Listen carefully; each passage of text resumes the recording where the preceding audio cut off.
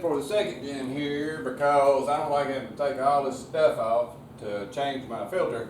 And I'm going to put me a remote mount on. So that's going to go right up inside of there and look kind of cool.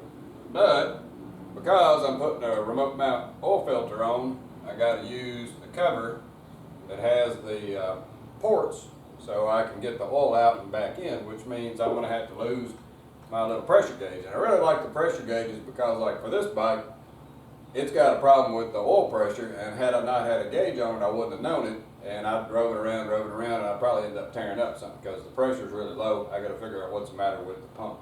So I want to have the remote mount, but I also want to have a gauge, but I'm out of room.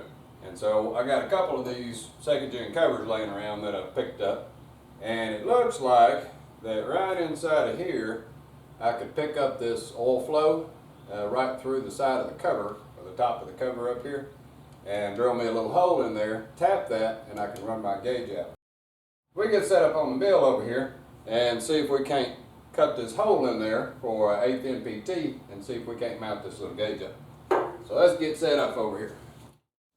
Alright, so we got our not so good cover set up. It's got the chrome chipped in and it's not in really good shape, so it's a good trial cover just to see. I'll never use it, and so I can use it to trial out and see if I can get this to fit, because the biggest worry I have is there's a little bolt that sits right inside of here, and it's for the chain guide, and you got to be able to clear that. So best I can figure, I got to be about 0.84 off of this surface, and then I'm going to use this hole as reference, and I got to be about 0.74 away from it. And if I do that and hit right inside of there, I should be able to port that. So let's get set up here and drill us a hole. Now this chrome is kind of hard and a drill bit doesn't want to go through it. So what I did is put a little dent in there, and then I broke through the chrome. And what I'm going to use is a center drill here, and we're going to center drill this thing and see if we can't get through the chrome.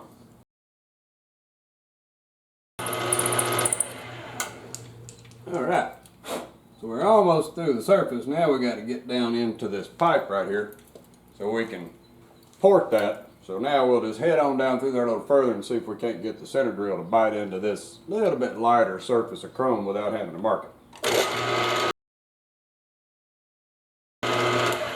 There we go. So it went through that chrome pretty easy because it's not near as thick as that outside chrome.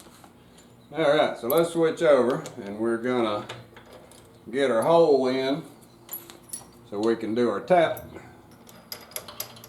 And let's run that in there.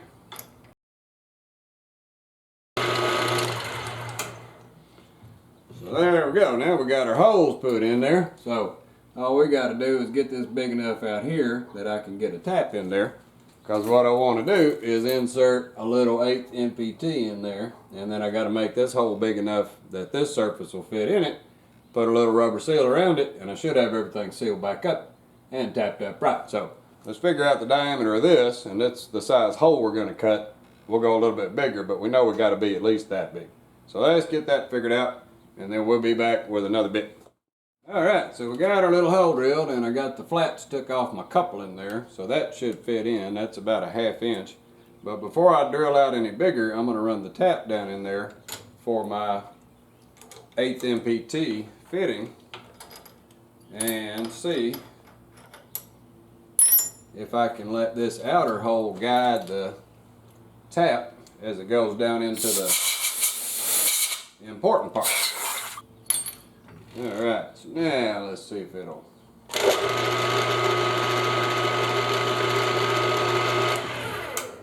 There we go. Now we got her down in there good. So we can't quite get into the hole because that tap's wider, but we can switch out for that narrow neck tap and get the rest done. So we got our threads established. Now we can come back in here and make this upper hole big enough to get that fitting in there. So let's get a bigger bit.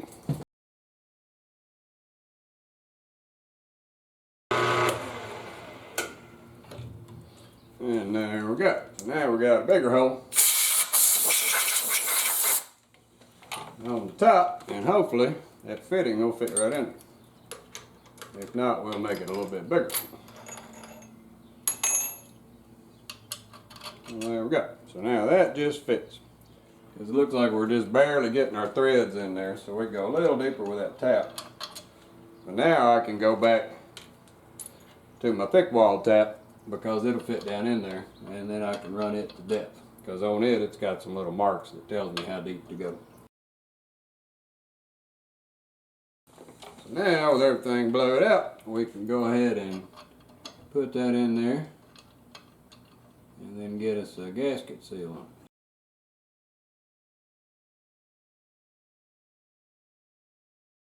Now all we got to do is find us a piece of gasket material.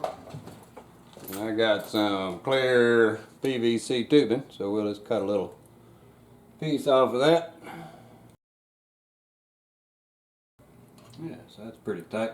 So now we just need to get a little Vaseline on it so it'll slide down in there. Now all we got to do is get that thread to start in that hole. And let's see if we can get all of that to happily spin down in there. And there we are. So right down inside of there, the fitting comes in. Now all I got to do is orient my gauge in the direction that I want it, which would be about like that right there. And we're good. So now all we got to do is cover up that, and we'll be in pretty good shape. So let's find something to go around there to cover that up. And there we go. So now we just got to hit it with a heat gun and shrink her in. Let's move the camera on the other side so we can see what it looks like. And there we go. So we got a nice little gauge set up on there. Alright, so we're up in the attic with our old parts motor. And what we had to clear was this little bolt right here that holds the chain guide on. And so there's the hole that I tapped into on this side. So I had to make sure I was to this side and away from it. So there's our cover with our gauge. And if we want to check our fit, we just gotta slide the cover on, and there we go. Looks like we are nice and tight up against the surface, so we didn't hit anything. So we should be in good shape right there. So now all we got to do when we get ready to work on our oil pressure problem on the second gen, we'll get this guy mounted up and make sure he fits right.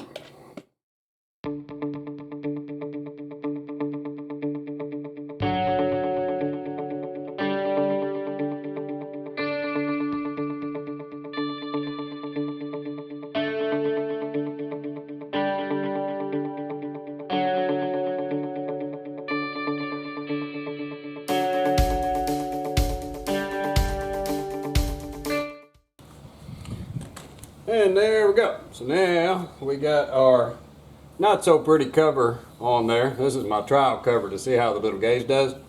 So if it all works out well, when we fire it up and we see good pressure and everything looks like it's working good, I'll go ahead and machine my pretty case, and then I'll do the very same thing. So this is my trial. Alright, so we got our gauge installed. Now all we need to do is hook up our remote mount oil filter and we'll be good to go. Alright, so after spinning it around a little bit with the plugs out, just to make sure we got some oil flowing, we will fire it up and see what we got for oil pressure.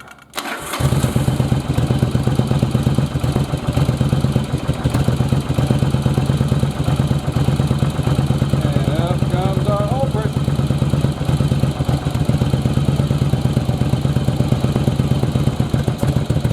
Now we're going on up.